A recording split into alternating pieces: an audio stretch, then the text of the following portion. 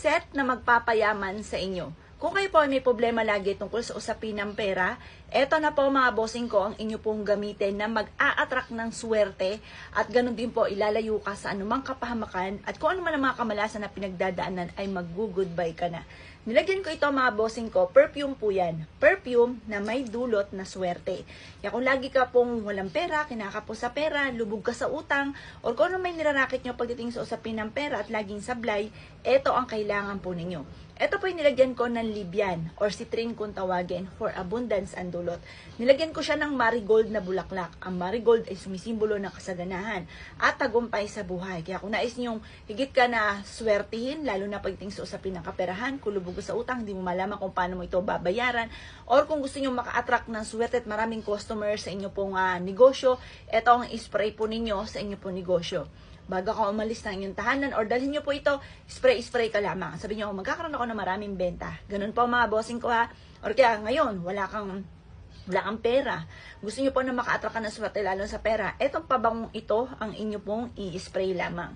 O ngayon mga bossing, tinernuhan ko po siya ng kristal mga bossing ko na bracelet. Ang kristal na ito mga bossing ko ay nilagyan ko ng San Benito.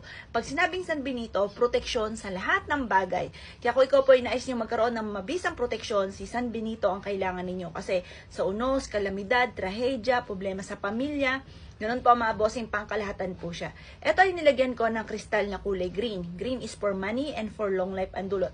Kaya kung lagi ka na problema sa pera, sa kalusugan, yung kristal na green ang kailangan ninyo. Yung pink naman mga bossing ko, kahit gaano katigas yung puso ng tao, nakakasalamuhan ninyo, lalambot po yan. At yung halimbawa, mayroon kang negosyo.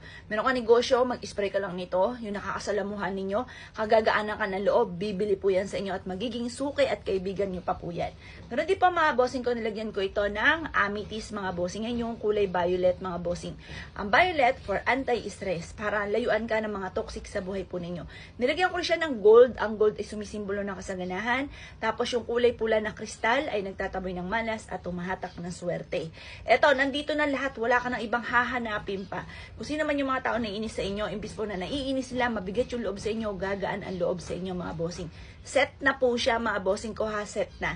Ngayon po, ang set na ito ay nagkakahalaga lamang ng 100 pesos mga boss. Panalo kayo dito, punong-puno po, siksik-liglig ng marigold at ganoon din po ng Libyan mga bossing. Yan yung Libyan.